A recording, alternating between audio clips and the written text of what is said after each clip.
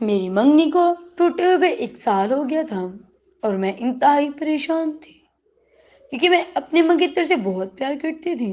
ہماری منگنی کو تقریباً 9 سال ہوئے اور میرے منگیتر نے مجھ سے ایک مطالبہ کیا جسے سن کر آپ کی روح کانپ جائے گی۔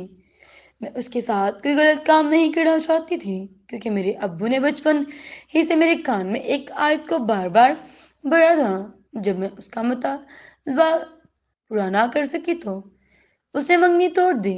مجھے اس کی موجودگی کا اتنا احساس ہونے لگا کہ میں اس کو ہر جگہ دیکھتی ہوں۔ ہر جگہ مجھے ایسا لگتا جیسے وہ میرے ساتھ چل رہا ہے۔ میں اس سے بہت پیار کرتی تھی جسے وہ میری زندگی کا لازمی حصہ بن چکا تھا۔ امی کو جب یہ بات پتہ چلی کہ احسن سے منگنی توڑ دی ہے تو انہیں ہارٹ اٹیک آ گیا اور وہ اس دنیا سے رخصت ہو گئی۔ ایک دن میں نے اپنی ساری دنیا کھو دی۔ میں اس پریشانی کے عالم میں اب کیا کرتی؟ بھائیوں کو زندگی میں آگے کامیاب ہوتے دیکھنا چاہتی تھی۔ پھر میں نے ایک ہوٹل میں چھوٹی سی ملازمت شروع کر دی۔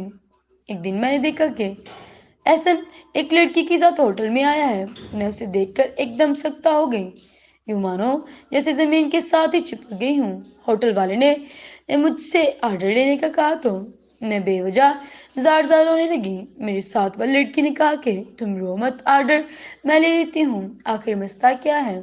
جب سے وہ لڑکا آیا تم رونا شروع ہو گئی ہو۔ اسے میں کیا بتاتی کہ میری 9 سال کی منگنی صرف ایک بات کے مطالبہ سے ٹوٹ گئی۔ کاش اگر میں اس کی بات مان لیتی تو آج میرے ساتھ ایسا نہ ہوتا۔ میں اندھیروں میں نہ گرتی، ایسے لگتا کہ جیسے زندگی تاریک ہو گئی۔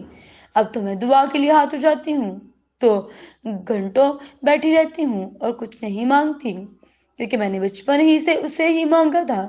اب میں دعا میں کیا مانگوں، کس کو مانگوں؟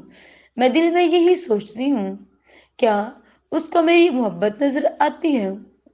جب میں نے اس کا مطالبہ پورا نہ کیا تو اس نے کہا میں تم جہاں کام کرتی ہو وہاں بھی تو کوئی مرد ایسا ہے، تو ایسا نہیں ہو سکتا کہ تم ان کے ساتھ باتیں نہ کی ہوں، میرے سامنے پارسا بن رہی ہو۔ یہ الفاظ سن کر مجھے ایسا لگا جیسے میری روح نکل گئی۔ میں ایسا محسوس کر رہی تھی جیسے میری گمراہیوں میں جا رہی ہوں۔ پھر ایسا ہوا کہ میرے بھائی کے دوست نے کہا کہ مجھے تمہاری بہن بہت اچھی لگتی ہے اور میں بچپن ہی سے اسے دیکھتا آیا ہوں، بہت سادہ سی ہے، اچھے دل کی مالک ہے، اگر یہ میری ہم سفر بن جائے تو مجھے بڑی خوشی ہوگی۔ جب میری شادی اس سے ہو گئی تو اس نے کہا کہ مجھے یقین نہیں آ رہا کہ تم اس کے کمرے میں ہو۔ مجھے اس کی ساری باتیں جھوٹ اور فریب لگ رہی تھی اور میں کہنے لگی تم جھوٹے ہو۔ میں نے کہا کہ میں نے ہمیشہ احسن کو ہی اپنا شوہر مانا ہے۔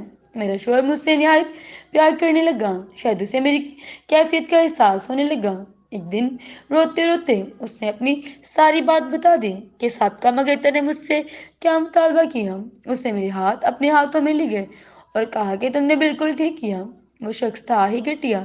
یہ بات سن کر میں دل میں سوچنے لگی، واقعی میں نے ساری عمر ایک گھٹیا شخص سے محبت کی اور خدا نے مجھے اس شخص کے بدلے میں ایک نہایت رحم دل اور پیار کرنے والا شخص دیا۔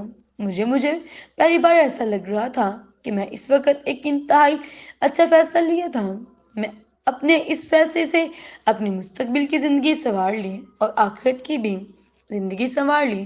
میرے نظریے کے مطابق محبت کرنا غلط بات نہیں، لیکن محبت میں بہک جانا غلط بات ہے۔